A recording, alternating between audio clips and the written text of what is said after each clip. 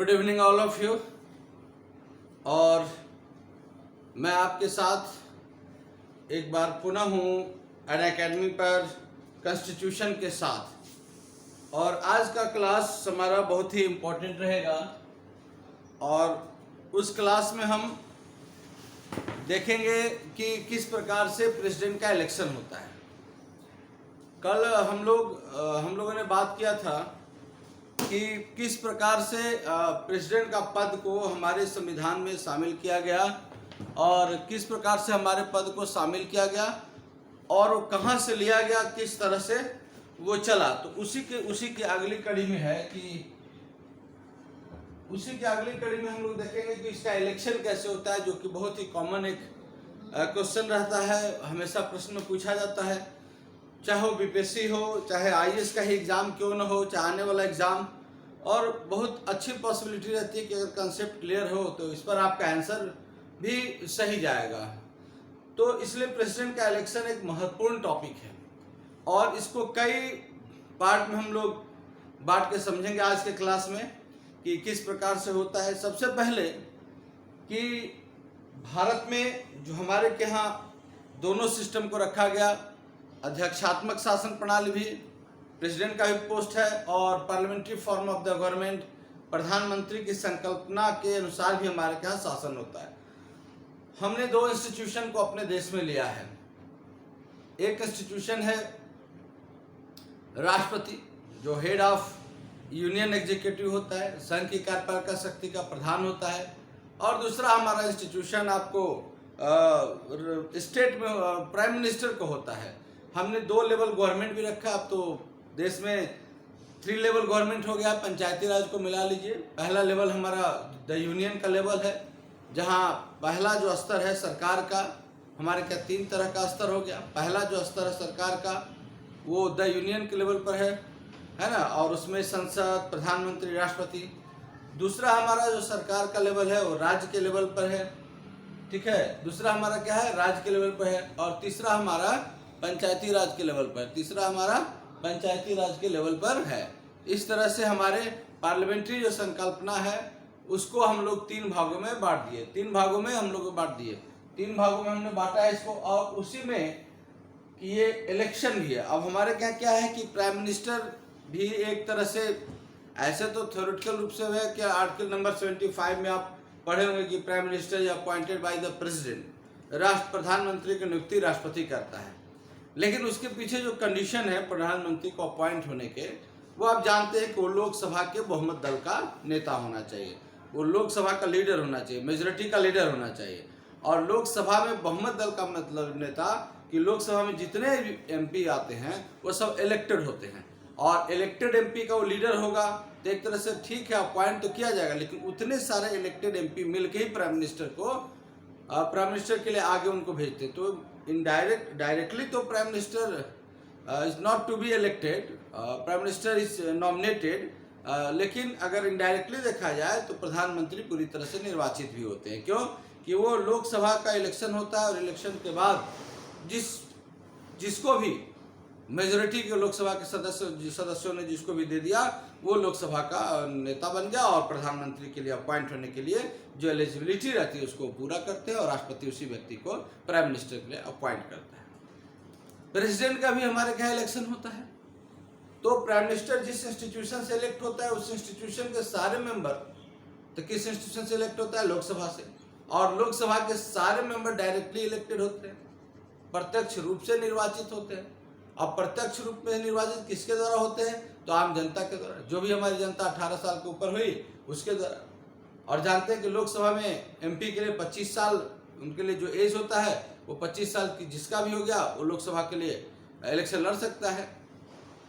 तो इस 30 सभा में राज्यसभा के लिए लड़ सकता है, 35 साल में राष्ट्रपति के लिए लड़ सकता है। कभी कभी ये सब एज का स्लिप ऑफ टंग भी हो जाता है एक क्लास में। तो इस प्रकार से जब प्रधानमंत्री का इलेक्शन होता है तो वो सिस्टम तो ब्रिटिश पार्लियामेंट्री सिस्टम से।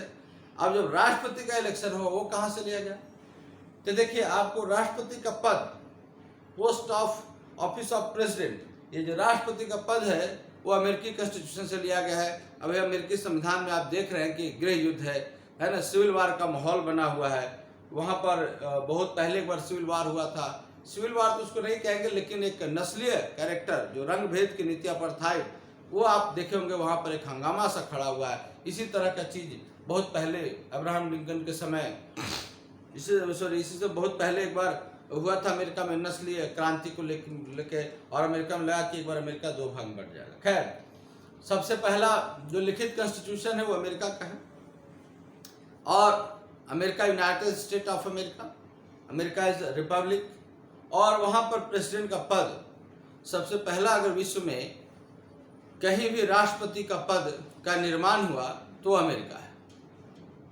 विश्व में सबसे पहली बार किसी देश में प्रेसिडेंट का पद अगर ओरिजिनेट हुआ तो वो अमेरिका है, राष्ट्रपति का पद। उपराष्ट्रपति भी वहीं से लिया गया। अब वहाँ भी राष्ट्रपति का इलेक्शन होता है, लेकिन हमने बताया कि हमने इलेक्शन में, राष्ट्रपति के निर्वाचन में, या जो निर्वाचन इलेक्शन का जो प्रोसेस है, वो प्रोसेस हमने अमेरिका से नहीं लिया। अब प्रश्न ये उठ जाता है कि प्रेसिडेंट का पोस्ट हमने लिया अमेरिका से। वर्ल्ड में, विश्व में पहली बार प्रेसिडेंट का पद अमेरिकन कॉन्स्टिट्यूशन ने बनाया, और विश्व में पहली बार एक प्रेसिडेंट का इलेक्शन भी अमेरिका में हुआ, और भारत ने अमेरिका से ही प्रेसिडेंट का पद लिया। तो इलेक्शन का तरीका, या निर्वाचन की रीति, जो process of election for the post of the president, वो हमने ले लिया कहाँ से? वो हमने आयरलैंड से ले लिया। अब आप सोच सकते हैं कि जब राष्ट्रपति को हटाने का, इम्पीचमेंट, महाभियोग, अनुच्छेद 61 जो आपके संविधान में, कॉन्स्टिट्यूशन में आर्टिकल नंबर 61, इम्पीचमेंट अर्थात महाभियोग, जो removal from the post of the president, जो कि राष्ट्रपति को अपने पद से हटाने का एक प्रोसेस होता है, जिसे महाभियोग कहते हैं, इम्पीचमेंट कहते हैं, वो भी हमने अमेरिका से लिया। हटाने का हमने अमेरिका से लिया, राष्ट्रपति का पद लिया हमने अमेरिका से, हेड ऑफ द वो स्टेट होगा, ये भी हमने कैरेक्टर लिया अमेरिका से। लेकिन जब इलेक्शन की बात करते हैं, राष्ट्रपति के निर्वाचन की, तो वो हमने अमेरिका से नहीं लिया, आयरलैंड से लिया। अब प्रश्न उठता है, आयरलैंड से क्यों लिया? तो आप जान लें, ठीक है, हमारे यहाँ जो प्रेसिडेंट का जो पोस्ट है वो अमेरिका से लिया गया। समझिए इस चीज को, हमारे यहाँ जो प्रेसिडेंट का पोस्ट है वो अमेरिका से लिया गया, लेकिन हमारे यहाँ प्राइम मिनिस्टर का भी तो पोस्ट है, और प्राइम मिनिस्टर का पोस्ट अमेरिका के कॉन्स्टिट्यूशन में नहीं है। प्राइम मिनिस्टर का पोस्ट अमेरिका के कॉन्स्टिट्यूशन में नहीं है। तो जब प्रधानमंत्री का पद अमेरिका के कॉन्स्टिट्यूशन में नहीं है और भारत में है, और भारत में प्राइम मिनिस्टर को real executive of the head कहता है, प्रेसिडेंट जो है वो nominal head of the executive, मतलब राष्ट्रपति देश के कार्यपालिका का औपचारिक प्रधान है, नॉमिनल, जैसे घर में दादाजी होते हैं। लेकिन प्रधानमंत्री देश के कार्यपालिका का रियल हेड होते हैं, एग्जीक्यूटिव के, कार्यपालिका के वास्तविक प्रधान होते हैं। यहीं पर समस्या हो गई, जब वास्तविक रियल हेड, जैसे पिताजी आपके, दादाजी काम चलाने के लिए हेड हो गया, पिताजी ओरिजिनल जो सारा डिसीजन लेते हैं। तो यहीं पर समस्या उठ जाती है कि जब प्रधानमंत्री रियल होने, तो पावर किसको जाएगा? प्राइम मिनिस्टर को। और किस व्यक्ति को ज्यादा ताकत दिया जाना चाहिए? जो जनता से द्वारा इलेक्टेड हो, जो जनता का प्रतिनिधित्व करता हो।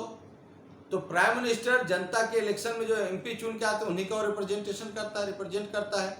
तो प्राइम मिनिस्टर को वो एक तरह से, मान लीजिए थ्योरेटिकल रूप में तो नॉमिनेट होते हैं, लेकिन एक बोलचाल भाषा में कहते हैं, जब प्रधानमंत्री को पूरी जनता निर्वाचित करती है अपने एमपी के माध्यम से, तो जब जनता डायरेक्ट इलेक्शन में भाग लिया एमपी के माध्यम से, और उसी का हेड होता है प्राइम मिनिस्टर, तो इस तरह से जब जनता ने डायरेक्ट प्रधानमंत्री को ताकत दिया, इसलिए कॉन्स्टिट्यूशन में मैक्सिमम जो पावर है 99% पावर जो द यूनियन का है वो प्राइम मिनिस्टर के हाथ में।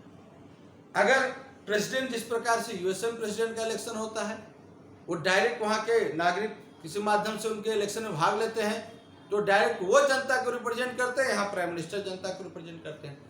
तो अगर अमेरिकन इलेक्टोरल सिस्टम, अमेरिकन जो है इलेक्शन का सिस्टम अगर हम लाते अपने देश में, तो वही डायरेक्ट जनता से इलेक्ट होते, तो वो भी रियल हेड हो जाते, अब प्राइम मिनिस्टर भी रियल हेड। दोनों में पावर को लेकर हमेशा टकराहट होती, इसलिए हमने डायरेक्ट प्राइम मिनिस्टर को जनता के द्वारा इलेक्ट नहीं किया, बल्कि इनडायरेक्टली इलेक्टेड हुआ है। और इसलिए जनता अपने प्रत्यक्ष रूप से लोकसभा के एमपी को चुनती है और उसी से सरकार बनती है। इसलिए जनता ने जिस सरकार को बनाया उसी सरकार को हमने ताकत दिया, और प्रेसिडेंट का जो इलेक्शन हमने किया उसका थोड़ा मोड चेंज कर दिया। प्रेसिडेंट का इलेक्शन का मोड हमने चेंज कर दिया ताकि उनको डायरेक्ट जनता का रिप्रेजेंटेशन के रूप में नहीं देखा जाए, और इलेक्शन से ही शुरू हुआ। क्योंकि और इसका एक और क्लियरेंस आपको देते हैं कि जो हमारा प्रियम्बल मैंने कल चर्चा किया था कि हमने with the people of India to constitute India into a democratic republic, तो हमने पहले डेमोक्रेटिक डाला और रिपब्लिक बाद में डाला। इसका मतलब कि इन बिहेवियर हम लोग प्रेसिडेंट को पावर जो है उतना नहीं देना चाहते जितना प्राइम मिनिस्टर को था। यही चीज था कि हमने इलेक्शन का मेथड, प्रेसिडेंट के निर्वाचन का जो तरीका है, हमने यूनाइटेड स्टेट ऑफ अमेरिका के तरीका को नहीं अडॉप्ट किया, बल्कि हमने प्रेसिडेंट को जो इलेक्शन का तरीका है वो आयरलैंड से लिया। कहाँ से लिया? आयरलैंड से। तो राष्ट्रपति के निर्वाचन का तरीका हमने कहाँ से लिया? आयरलैंड से लिया। राष्ट्रपति के निर्वाचन का हमारा जो तरीका है वो कुछ देश के संविधान से है, आयरलैंड के संविधान से हमने राष्ट्रपति के इलेक्शन का प्रोसेस लिया। अब हम देखेंगे कि राष्ट्रपति के निर्वाचन जो इलेक्शन है उसके लिए क्या क्या आपको देखना है, क्या क्या आर्टिकल्स है, किन किन अनुच्छेदों पर हम चर्चा करेंगे। देखिए, इलेक्शन ऑफ द प्रेसिडेंट, राष्ट्रपति का निर्वाचन। तो पहला आपको क्वेश्चन यही मिल गया कि राष्ट्रपति का निर्वाचन किस देश के संविधान की विशेषता है, तो राष्ट्रपति का निर्वाचन आयरलैंड की है। किस देश की विशेषता है? आयरलैंड की। और अगर राष्ट्रपति के इलेक्शन से अगर संबंधित आर्टिकल्स को देखा जाए तो आर्टिकल्स नंबर 54 और आर्टिकल्स नंबर 55 ये बहुत इंपॉर्टेंट है। आर्टिकल्स नंबर 54 और आर्टिकल्स नंबर 55, तो जो आर्टिकल नंबर 55 है इसका प्रोविजन हम आयरलैंड से लिए हैं। कहाँ से? आर्टिकल नंबर जो 55 है वो मुख्य रूप से इस अनुच्छेद को हम लोग आयरलैंड के संविधान से उतारे। कौन सा आर्टिकल जो है वो डायरेक्टली आयरलैंड के इलेक्टोरल सिस्टम से जुड़ जाता है, वो आर्टिकल नंबर 55 है। क्यों कि आर्टिकल 55 में देखेंगे यही प्रेसिडेंट के इलेक्शन का प्रोसेस बताता है। प्रेसिडेंट का इलेक्शन का प्रोसेस कौन बताता है? 55। उसके बाद हमारे के यहाँ 57 भी है प्रेसिडेंट के इलेक्शन से रिलेटेड, हम चर्चा करेंगे कैसे, ठीक। और उसके बाद हमारा 58, 59, हमारा 58 और 59, अगर ये अर्थात अगर प्रेसिडेंट के इलेक्शन के बारे में देखें तो article number 54, article number 55, article number आपको 57, आर्टिकल नंबर 58 और आर्टिकल नंबर 59, इस तरह से इसको हम देख सकते हैं, ठीक है। अब आते हैं हम आर्टिकल्स के ऊपर, कैसे ये इलेक्शन से जुड़े हुए हैं उसके ऊपर हम आते हैं। तो आर्टिकल नंबर हमारा 54 कहता है, आर्टिकल नंबर हमारा 54 कहता है आपको, आर्टिकल नंबर 54 हमारा जो कहता है, आप लोग देखिए कमेंट में पढ़ाई के लिए आप ध्यान रखा करेंगे और इधर उधर के कमेंट पर विश्वास नहीं करेंगे। कुछ लोग नाम बदल के भी कमेंट करते हैं और नाम बदल के और इस तरह के माहौल बनाते हैं, इसलिए आप लोग कमेंट प्लीज़ पढ़ाई के लिए करिए ताकि हम लोग केवल पढ़ने और पढ़ाने के माध्यम से रह सकें, तो इस पर ध्यान दीजिएगा। तो इलेक्शन ऑफ द प्रेसिडेंट, देखिए अनुच्छेद 54 में क्या कर दिया कि भारत का जो आर्टिकल नंबर 52 में तो हमने बताया था कि there shall be a president of India, Bharat का क्या होगा? एक राष्ट्रपति होगा। भारत का क्या होगा? एक राष्ट्रपति होगा। और 53 में हमने बताया था कि द यूनियन पावर है ना, the union executive power vested in shall be vested in the post of the president. और अनुच्छेद 53 में कहा था कि जो executive power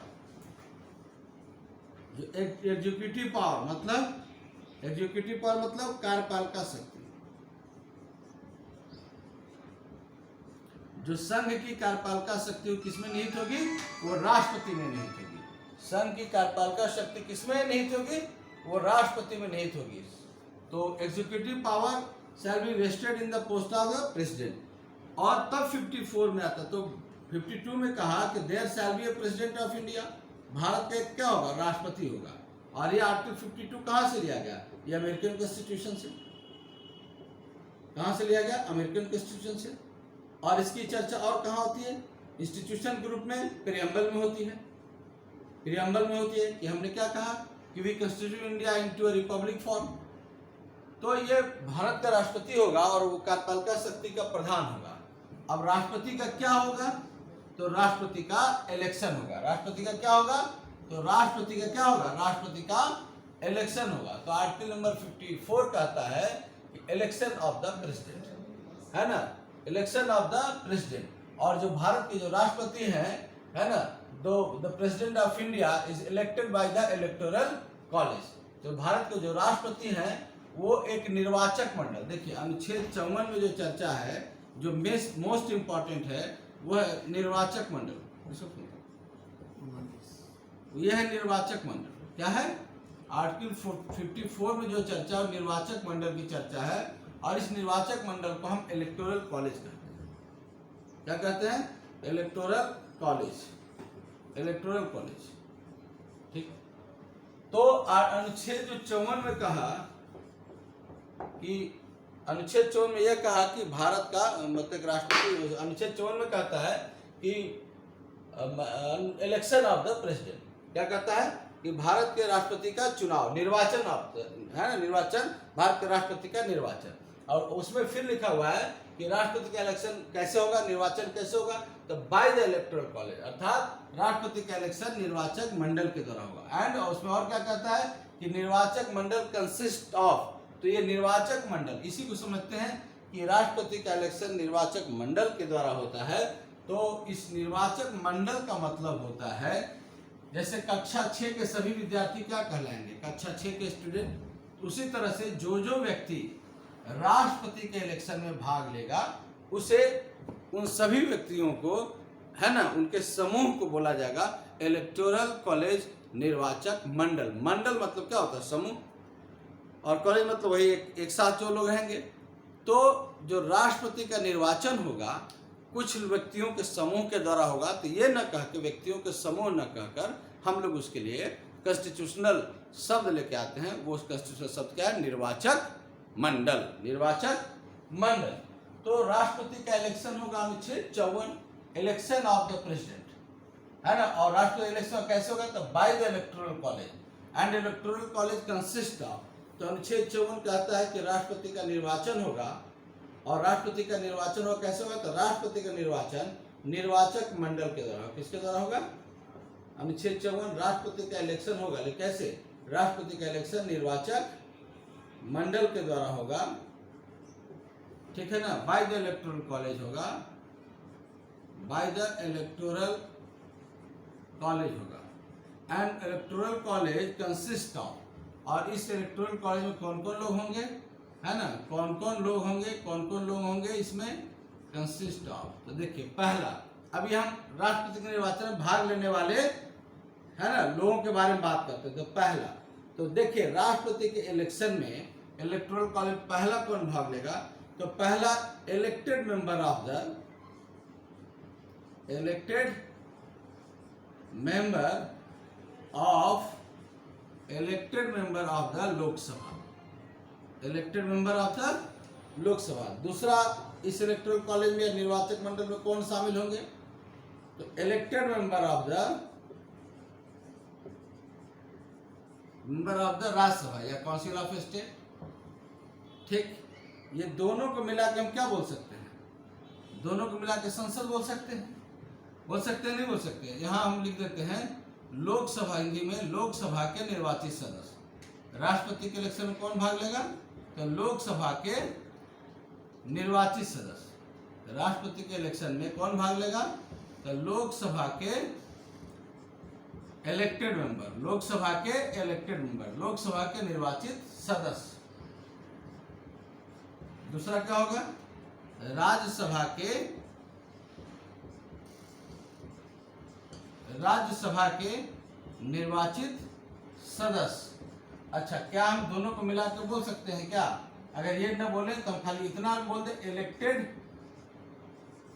elected member of parliament, संसद के निर्वाचित सदस्य, संसद के निर्वाचित सदस्य, संसद के निर्वाचित सदस्य, संसद के निर्वाचित सदस्य। तो ये हो गया। तो दिल्ली का बात हो गया, मतलब केंद्र के बाद द यूनियन लेवल पर, द यूनियन लेवल पर संघ लेवल पर, देश के लेवल पर राष्ट्रपति के इलेक्शन में कौन कौन भाग लेंगे? Elected member of the Lok Sabha, Lok Sabha के निर्वाचित सदस्य, elected member of the Rajya Sabha, Rajya Sabha के निर्वाचित सदस्य।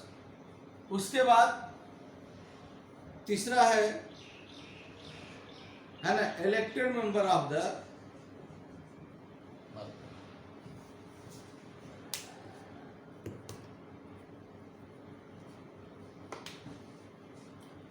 तीसरा है elected member of the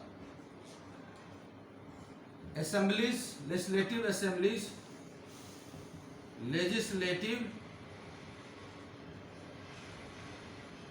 elected member of the legislative assemblies,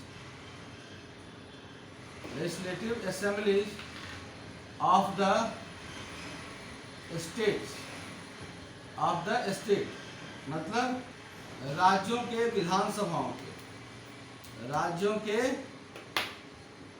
विधान, राज्यों के विधान सभाओं के निर्वाचित सदस्य, निर्वाचित सदस्य, ठीक। और इसी आर्टिकल में एक चीज और चर्चा है, वो चौथा क्या है ना, इलेक्टेड मेंबर ऑफ द,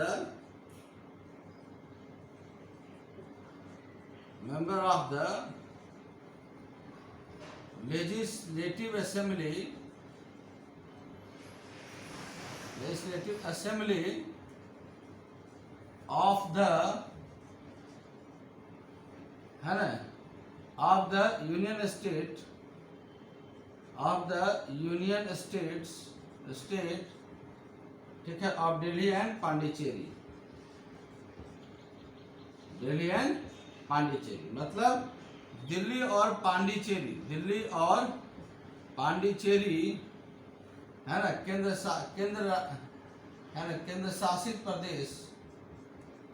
शासित प्रदेश के विधानसभाओं के निर्वाचित सदस्य, ठीक।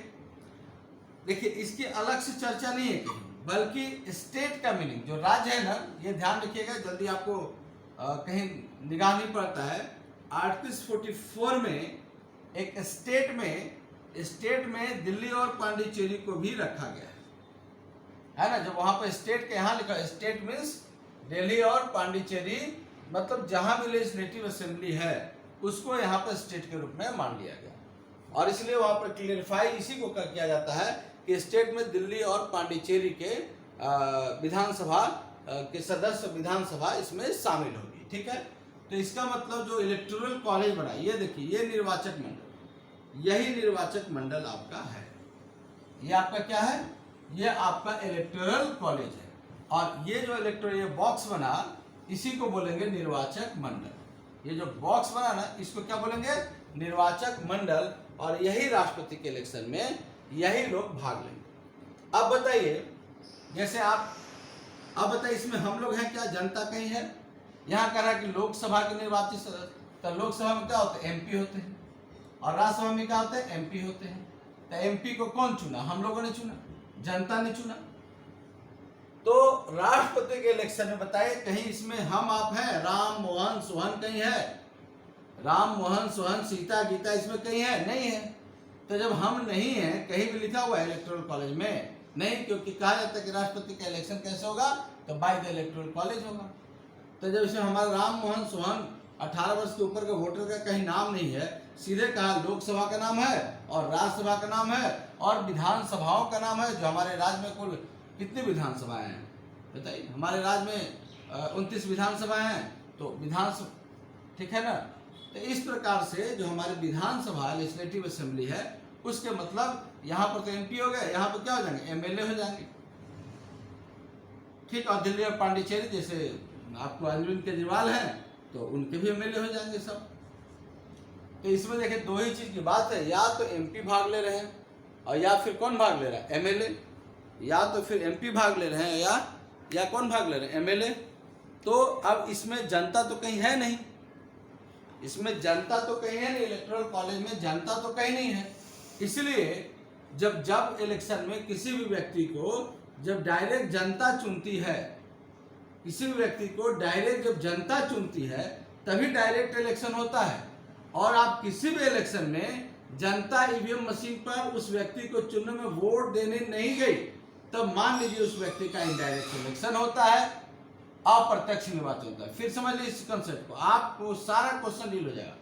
किसी का भी इलेक्शन देखिए, मुखिया से लेकर राष्ट्रपति तक, वार्ड काउंसलर से लेकर प्राइम मिनिस्टर तक, जिला परिषद से लेकर जिला परिषद का अध्यक्ष तक, मेयर से लेकर वार्ड काउंसलर तक, किसी का भी इलेक्शन आपको अगर समझना हो तो याद रखिएगा बस एक चीज, क्या आप कभी उस व्यक्ति को आम जनता फिंगरप्रिंट दबा के वोटिंग मशीन पर क्या खुद से जाकर वोट देती है? अगर उस व्यक्ति को उस पोस्ट के लिए खुद से हम आप राम मोहन सोहन गीता जाके अगर खुद से ईवीएम मशीन में अगर वोट दबा कर डालते हैं तो वो कहलाएगा डायरेक्ट इलेक्शन। लेकिन जब हम लोग सुनते हैं कि किसी का इलेक्शन होता है, राष्ट्रपति का इलेक्शन होता है, मेयर का इलेक्शन होता है, जिला परिषद का अध्यक्ष का इलेक्शन होता है, ब्लॉक प्रमुख का इलेक्शन होता है, लेकिन हम लोग कभी उसके ईवीएम मशीन पर दबा कर वोट देने नहीं जाते। तो जिसमें हम और आप नहीं जाते, तो उसका क्या होगा, उस जिसमें हम और आप नहीं जाते तो उस पद के लिए इलेक्शन होता है अप्रत्यक्ष, इनडायरेक्ट, मतलब कुछ खास लोग उसको जाके चुनेंगे। जैसे देखो मुखिया के इलेक्शन में तो गांव का हर व्यक्ति सुबह से ही तैयार है, तब मुखिया का इलेक्शन हो गया डायरेक्ट। मुखिया का इलेक्शन क्या होगा, डायरेक्ट। और वहीं ब्लॉक प्रमुख में आपको याद नहीं होगा कि ब्लॉक प्रमुख का कब इलेक्शन हुआ, तो ब्लॉक प्रमुख के इलेक्शन में हम लोग तो जाते नहीं हैं, लेकिन उसका भी इलेक्शन होता है। कैसे होता हम बताएंगे, पंचायत समिति और कौन को क्या कैसे होगा वो हम बताएंगे। लेकिन आम जनता, गांव के सभी लोग, उस ब्लॉक के सभी लोग ब्लॉक प्रमुख को कभी भी चुनाव में वोट देने नहीं गए, तो ब्लॉक प्रमुख का इलेक्शन होगा इनडायरेक्ट। उसी तरह से राष्ट्रपति का इलेक्शन होता है, लेकिन हम राष्ट्रपति के इलेक्शन में याद है अभी तक आपको कभी कि प्रेसिडेंट और उप प्रेसिडेंट के इलेक्शन में हम लोग भाग लेने गए हूँ? कभी सुने हो कि राष्ट्रपति का कल इलेक्शन है, हमको सुबह से जाना है? कभी सुने हो कि राष्ट्रपति का इलेक्शन वोटर आईडी कार्ड लेके आना है? तो राष्ट्रपति का इलेक्शन जब हम लोग खुद जाकर नहीं देते, किसी आदमी माध्यम से होता है, तो हो गया इनडायरेक्ट, और हम खुद जाकर देते होता था डायरेक्ट। लेकिन ये आयरलैंड से जो विशेषता ली गई है तो प्रेसिडेंट का इलेक्शन जो इनडायरेक्ट होगा, उस विशेषता को हमने शामिल किया है। और इसीलिए हमारे का प्रेसिडेंट का जो इलेक्शन है वो आप देखिएगा, elected member of the Lok Sabha, elected member of the Rajya Sabha, elected member of the सभी राज्यों के विधानसभाओं के एमएलए, और elected member of the Delhi और पांडिचेरी के उसके इलेक्टेड मेंबर। ठीक है, तो ये हमारा इलेक्टोरल कॉलेज हुआ। हमारा क्या हुआ, ये इलेक्टोरल कॉलेज, ये हमारा निर्वाचक मंडल हुआ, जो कि इसमें निर्वाचक मंडल, ये हमारा इलेक्शन कैसे होगा, अप्रत्यक्ष होगा। ठीक है, हम इसमें मैनर ऑफ द इलेक्शन देखेंगे, मैनर ऑफ द इलेक्शन, राष्ट्रपति के निर्वाचन की रीति, जिसमें हम बहुत सारा चीज चर्चा करेंगे। तो ये आप समझ गए। इसमें क्या ध्यान रखना है प्रश्न बनाते समय, सब जगह कोई भी कॉलम उठा लीजिए, याद रखिएगा, एक लाइन बता रहा हूं कि प्रेसिडेंट के इलेक्शन में कुछ भी उठा लीजिए, एक वर्ड हमेशा रहना चाहिए। अगर वो वर्ड नहीं है, कितना भी आंसर सही लग रहा है, तो उसको आप गलत कर दीजिए। वो वर्ड क्या है, इलेक्टेड मेंबर, निर्वाचित सदस्य। अगर किसी राष्ट्रपति का इलेक्शन पूछा और उसमें निर्वाचित सदस्य नहीं है, तो आपका आंसर वो गलत हो। जैसे मान लो कि मेंबर ऑफ द लोकसभा, राष्ट्रपति के इलेक्शन में लोकसभा के सदस्य भाग लेते हैं, सही है कि गलत? तो गलत हो गया। लोकसभा के सदस्य नहीं, लोकसभा के निर्वाचित सदस्य है ना, राष्ट्रपति 2 सीट नॉमिनेट करता है, वो तो नहीं भाग लेगा। तो इस प्रकार से उसी तरह से elected member of the Rajya Sabha, elected member of the legislative assembly, elected member of the Delhi और पांडिचेरी के असेंबली। और क्या होगा, पहला तो इलेक्टेड मेंबर होना चाहिए, इलेक्टेड इलेक्टेड इलेक्टेड, ठीक। और इसको हिंदी में क्या बोलेंगे, निर्वाचित निर्वाचित निर्वाचित। दूसरा, कि अगर आपको कहीं भी मनोनीत सदस्य मिल जाए ऑप्शन में, कब कब आंसर गलत होगा, देखिए, अगर मनोनीत, पहला आंसर तब गलत होगा जब इलेक्टेड नहीं लिखा हुआ हो। जब इलेक्टेड नहीं लिखा हुआ तो गलत हो जाएगा, इलेक्टेड नहीं लिखा हुआ है तो आपको आंसर क्या, आपका आंसर क्या हो जाएगा, गलत हो जाएगा। दूसरा, कहीं भी अगर मनोनीत सदस्य लिखा हो, नॉमिनेटेड, नॉमिनेटेड, मनोनीत, नॉमिनेटेड, तब गलत हो जाएगा। तीसरा, आपको कहीं भी है ना लेजिस्लेटिव काउंसिल लिखा हो, लेजिस्लेटिव काउंसिल मतलब विधान सभा नहीं, बल्कि विधान परिषद। विधान परिषद सभा का क्या होता है? असेंबली। अगर लेजिस्लेटिव असेंबली है तो ठीक होगा। असेंबली, विधानसभा का अंग्रेजी असेंबली, सभा का असेंबली, सभा का असेंबली होता है। अब परिषद का काउंसिल होता है। तो कहीं भी काउंसिल होता है तो राष्ट्रपति के इलेक्शन में काउंसिल एमएलसी भाग नहीं लेते, बल्कि कौन भाग लेते हैं? एमएलए। तो कहीं भी काउंसिल हो तो गलत हो जाएगा, कहीं भी मनोनीत लिखा हो तो गलत हो जाएगा। तो इस प्रकार से आपका राष्ट्रपति का इलेक्शन का प्रोसेस है। हम नेक्स्ट क्लास में आगे देखेंगे। धन्यवाद।